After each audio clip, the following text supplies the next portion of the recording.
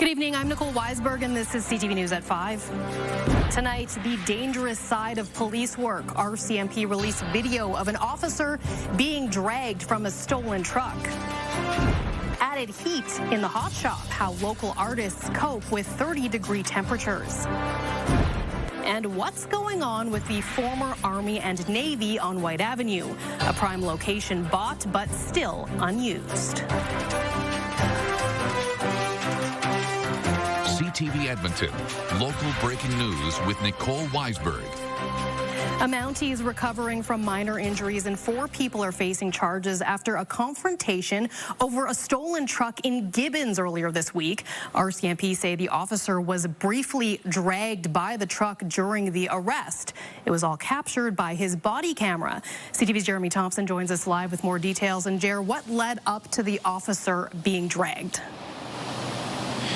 Yeah, Nicole, it was a little past midnight early Tuesday morning when an officer from the Morinville RCMP detachment ran the plates of a truck parked at the Shell gas station in Gibbons and determined that vehicle was stolen. As you mentioned, body cam footage shows the moment the officer told the people they were under arrest. The license plate that got stolen, truck, out of Woodland County. Will you guys be named possession of stolen property, any licenses and IDs? Soon after, the driver put the truck in reverse and the officer jumped inside the cab to avoid being struck by the open passenger door. He managed to take it out of gear and remove the keys as the truck coasted backwards into a tree. The driver then grabbed something from between the front seats and got out of the truck. He has a gun! Oh, what was that? I have nothing. Show me your hands. We take lots of steps to mitigate the risk, but ultimately you can't necessarily anticipate every single risk. So there's always still lots of times when officers are approaching unknown situations by themselves. The officer later determined the object was a sawed-off shotgun, which was thrown into the bed of the truck. A search turned up a small amount of meth and fentanyl, as well as a fake bill of sale for the truck and ammo for the shotgun. RCMP say violence against officers happens every day in Alberta, and they say incidents of assaults with a weapon or causing bodily harm to an officer are up 23% since 2023.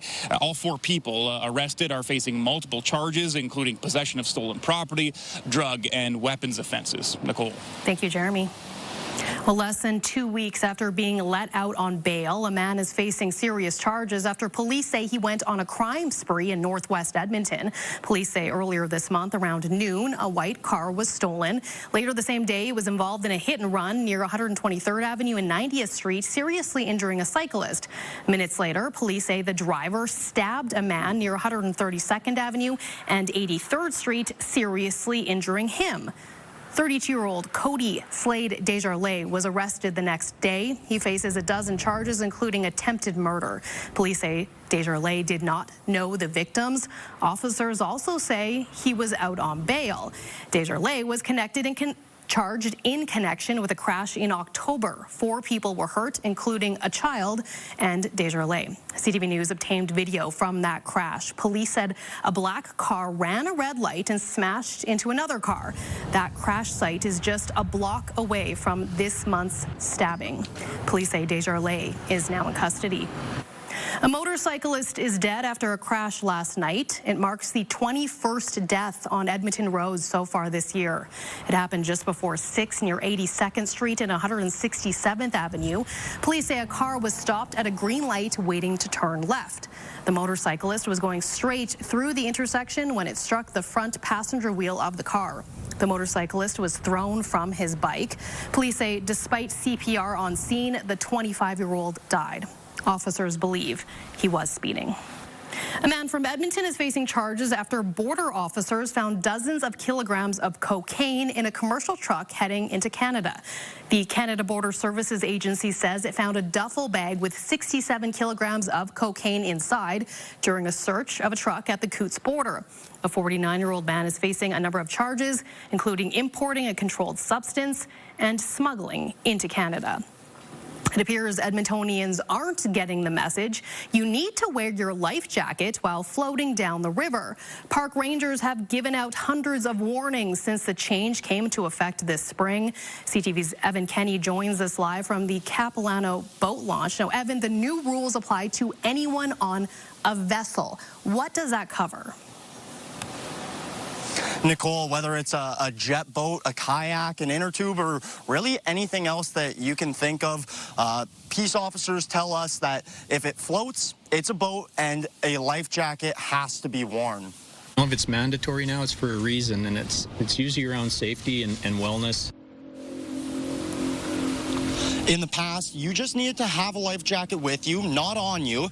Now, if you're not wearing it, you could get a $250 ticket. So far this year, park rangers have given out one warning and one ticket and nearly 500 warnings. Rangers are also looking for other missing items from people floating or boating. We do go ahead and make sure they have the rest of their safety equipment gear and they're in compliance and within the guidelines of Transport Canada. So they have to make sure they have a safety bucket, a bailer, a throw line, a whistle, as well as license numbers, and have a pleasure craft operator's card on their person as well. Outside of city limits, boaters don't have to wear a life jacket, but one per person has to be available in the boat. Now, the peace officer that we spoke with says the North Saskatchewan is flowing faster this year compared to other years, and that since this spring, Edmonton Fire Rescue has been called out to 24 times that people have needed help. Nicole? Thank you, Evan. The new owner of the old Army and Navy building on White Avenue says people are going to start noticing some changes to the building very soon. The building has sat empty for years since the Army and Navy department store closed in 2020. Leader Investments bought the property last summer. Kevin Peterson says the project is taking longer than expected. He says a different group almost bought them out, then the deal fell through. Peterson says they're back on track and Edmontonians will see progress soon. Phase 1 of construction will tackle the building's facade. We have to get a building permit, obviously, so that permit's already in. We're ordering materials, we're getting everything ready so that we can launch it as quickly as possible. Like I said, we're excited to bring it on, and we're chomping at the bit just like everybody else. Leader plans to turn the building into a multi-tenant space with a wish list, including retail, restaurants, and a rooftop patio. Peterson says the project should get started in the next few months. The new head coach for the Edmonton Oil Kings has been named. It is former Oilers captain Jason Smith. Smith was the captain of the Oilers for 5 seasons and helped lead them to the 2006 Stanley Cup final. He previously coached in the WHL with the Kelowna Rockets and Prince George Cougars. He was also an assistant coach for the Lehigh Valley Phantoms in the American Hockey League. Smith says he's looking forward to coaching again. I got a feel that coming back to the Western League would be a lot of fun. I think I've had experience in coaching in a lot of different levels and in different situations where I've worked with really good people, and I just thought it was a great time to get back as a head coach in the Western League. What better place than here in Edmonton, where I spent a huge part of my hockey life. The Edmonton Oil Kings finished 7th in the WHL's Eastern Conference last year. Local Olympian Michelle Floof is preparing to move from the basketball court to the bench starting this weekend. Floof led Team Canada to a silver medal at the 2022 FIBA 3x3 World Cup and a 4th place finish at the Paris Olympics. This weekend, she'll be honored during the FIBA 3x3 Women's Series on Saturday at West Edmonton Mall. Following her retirement announcement earlier this week, she'll also be making her debut as Canada Basketball's 3x3 Performance Manager. It's just kind of the closing of a chapter, opening of the next one, which I'm excited about. So working with the national teams in a different capacity from a staff role. Hoop City 3x3 Festival says this weekend will showcase the world's top players. Team Canada hopes to take its 4th consecutive win in the Women's Series. The festival runs until Sunday and admission is free. And Josh is here with our first look at the forecast, and I feel like West Edmonton Mall might not be a bad place if you don't like the heat on Saturday. No, and if you don't have air conditioning in your house, that'll be an air-conditioned spot that tomorrow and Saturday you're going to want to find. Temperatures today hit 30 degrees for the second straight day, although yesterday was 29.8, so technically it didn't count as an official 30-degree day. We are at 30.1, though, so this will be the sixth official 30-degree day of the year. 29s off to the north, Villeneuve, Nemeo, 27 south of the city at the International Airport. The record high for today, we thought we'd take a run at it.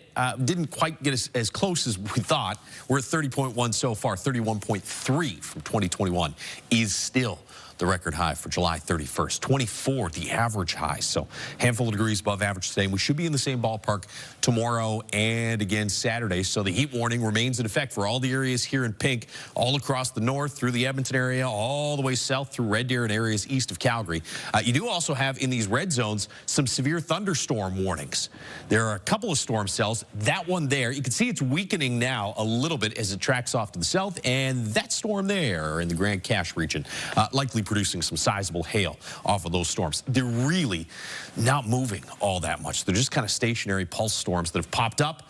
They'll move slightly and then weaken as we head through the early evening hours. So no threat for the Edmonton area. You can see all that cloud cover is still way to the west of us, and these thunderstorms will not come through the Edmonton region tonight. I think maybe Saturday night we'll get some thunderstorms rolling through. For tomorrow, it's going to be much like today. 17 degrees in the morning and about 31 with some sunshine tomorrow afternoon. Better chance for some scattered showers into Sunday and Monday. We'll take a closer look at that in just a few minutes. Thank you, Josh. Coming up, research buzz why a local university student is spending much of her summer walking up and down roadside ditches. So we can see if they're coming across the highway, going to the highway, or traveling along the highway. Programming brought to you by James H. Brown Injury Lawyers, the heavy hitters of injury law. You're watching CTV News at 5. We have some breaking news. Parkland RCMP say its detachment is closed while police investigate a potential explosive device. RCMP say it was surrendered at the detachment.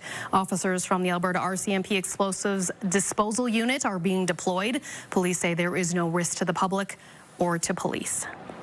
An Edmonton University student is spending her summer among the bees. She's trying to get a better understanding of how highway corridors next to cropland impact their population. As CTV's Amanda Anderson reports, her goal is to see what, if anything, should be done to better manage these roadside areas to help bees. Throughout the summer, you'll find Shay Giesbrecht trekking along roadside ditches. The University of Alberta master's student has 22 traps set up along highways near Edmonton. They had to be highways that were single lane, ranging between 4,000 and 7,000 vehicles per day, as well as next to cropland, both across the highway as well as adjacent to the highway. She's trying to find out the ecological role environments like these have on Alberta bees. How flowers and shelter belts, which are strips of trees next to cropland, possibly impact either negatively or positively native bees. Each site has 2 tent-like traps to capture insects from all directions. So we can see if they're coming across the highway, going to the highway, or traveling along the highway. They'll fly in this way, get caught in here, and for a lot of insects, their instinct is to fly up when they're trapped. So because this leads all the way up here, they get caught into this top bottle, they get exhausted, and then they fall into this propylene glycol. These other traps will also help measure bee numbers and species. She also keeps a close eye on what's growing along these ditches. We will do a floral survey, so we count how many flowers and see what species are here. And then within those flowers, we'll actually use nets to catch insects that we see landing on them. Giesbrecht says her work will not hurt the bee population. Instead, her findings could provide vital information to help benefit them. For growers or landowners, we can either tell them to continue supporting or plant shelter belts, or maybe discourage them from planting further shelter belts if they end up being negative. Native bees are incredibly important for growers. They actually contribute $2.8 billion to Canadian farmers annually. So we need to find ways to better support them. Her research may also give roadside management better insight into when is the best time for mowing. Giesbrecht will continue to collect data until the end of August. Amanda Anderson, CTV News, near Pigeon Lake. Canmore is expanding its fruit tree removal program. The town will now cover the cost of replacing trees in addition to removing them. The new incentive is thanks to money from the G7 for legacy projects. The town says the #1 reason bears in the Bow Valley have to be relocated or killed is because of fruit trees. Canmore has been encouraging homeowners and businesses to get rid of the attractants since 2019. Still to come, how a Red Deer man went from managing a McDonald's to creating art for the fast food giant. I'm very happy because I did not expect this one. St. Albert's Classic Car Show is rolling back for its 29th year. Rock in August is a summertime tradition featuring more than 900 classic cars. Organizers say the 5-day show is the largest festival of cars and music across Canada. It's like a block party. People are out on their driveways or in their garages and they're barbecuing and having some wine, and it's a good time. It really brings the community together. Money raised during the event will go towards diabetes research at the University of Alberta. In the last 29 years, the car show has raised more than $1.6 million.